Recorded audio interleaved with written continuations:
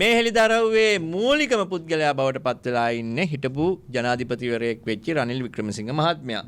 එතකොට අපි ගාව තියෙනවා මේකට අදාළ සියලුම ලිපිගොනු සහිතව සාක්ෂි සාධක සහිතව තමයි ඔවුන් කරපු මේ මහා වංචාව අද දවසේදී හෙළිදරව් කරන්නේ. එතකොට මං ගාව තියෙනවා මෙන්න මේ විදිහට ලිපියක් 2024 ඔක්තෝබර් 14 වෙනිදා වර්ණ ලිමිටඩ් කියන ආයතනයේ ෂෙයා හෝල්ඩර්ස්ලා සම්බන්ධයෙන් තියෙන විස්තරය තියෙන්නේ. එතකොට මේ විස්තරයට අනුව මෙතන පෙන්눔 කරලා තියෙනවා රනිල් වික්‍රමසිංහ අංක 117 5th lane කොළඹ 3 කියන යටතේ මෙම ආයතනයේ ෂෙයා හෝල්ඩර්ස්ලා 50ක් අතරින් සිංගල් ෂෙයා හෝල්ඩර් කෙනෙකුට අයිති විය යුතු වැඩිම ෂෙයා ප්‍රමාණය හිමි කරගෙන තියෙන පුද්ගලයා විදිහට රනිල් වික්‍රමසිංහ නම් වෙනවා. ඒ වගේම වික්‍රමසිංහ පවුලේ 6 දෙනෙක් ඉන්නවා මේ වර්ණ ලිමිටඩ් කියන ආයතනයේ ෂෙයා හෝල්ඩර්ස්ලා විදිහට. ඔවුන්ගෙන් නිරාජ් වික්‍රමසිංහ, ඒ වගේම ඉෂිනි එනුකා වික්‍රමසිංහ වැඩිම ෂෙයා ප්‍රමාණය 1.15ක කොටස් නිකුතුවක් තියෙනවා ඉෂිනි එනුකා වික්‍රමසිංහ. ඒ වගේම චන්න ලලින් වික්‍රමසිංහ, ශිෂ්‍ය නිර්වාන් වික්‍රමසිංහ, ශානකා ඒෂනා ලිලාන් වික්‍රමසිංහ කියන කට්ටියට. එතකොට මේ 6 දෙනාට විශාල ප්‍රමාණයේ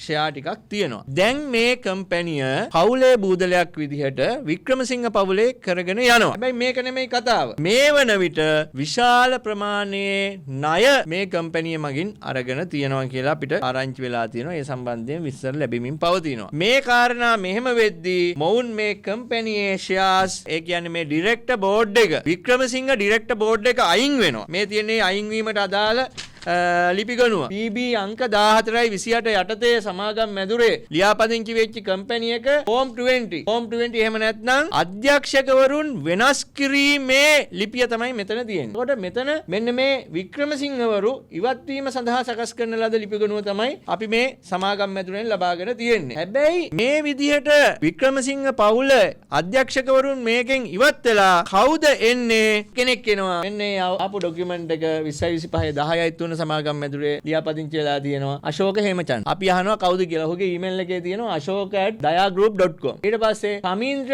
කිලිට්ටුව ගමගේ. කවුද මේ? දයාගමගේගේ පුත්‍රයා. දයාගමගේ කියන්නේ මිලියන 976 මහජන බැංකුවට පොල්ල තියපු පුද්ගලයෙක්. ඒ වගේම තමයි නිවාස සංවර්ධන අධිකාරියට විශාල ප්‍රමාණයක් ගෙවන්න තියෙන පුද්ගලයෙක්. ඒ වගේම මේ දයාගමගේලගේ ෆැමිලි එක මේ වන විට බුන්නත් වෙච්චි. එහෙම නැත්නම් ඈවර එහෙම නැත්නම් පාඩු ලැබපු කම්පැනියක් විදිහට පත් වෙලා තියෙනවා. දැන් අපිට තියෙන ප්‍රශ්නය තමයි මේ වර්ණ ලිමිටඩ් එහෙම නැත්නම් මේ රනිල් වික්‍රමසිංහගේ පවුලේ බූදලේ වෙච්ච මේ ආයතනය දැන් කාටද මේ දීලා තියෙන්නේ? බංකොලොත් වෙච්ච පවුලකට, දයාගමගේට. අපිට කියන්න තියෙන කාරණාව තමයි දැන් මේ රනිල් වික්‍රමසිංහගේ ගිලෙන්න යන කෝච්චියට දයාගමගේ බෙල්ල තියන්න තමයි සූදානම් වෙලා ඉන්නේ. හැබැයි එතන ප්‍රශ්නයක් තියෙනවා. දයාගමගේ බංකොලොත් පුද්ගලයෙක් විදිහට ඔහුට වැටෙන්න තියෙන දඬුවම අවම වෙනවා. ගොඩාක් වෙලාවට බොල් ණය විදිහට මේ රාජ්‍ය බැංකු වලින් ලබාගත් ණය කැපී යන්න ඉඩ තියෙනවා. ඉතින් අපි කියන්නේ මහා පරිමාණ බිලියන ගානක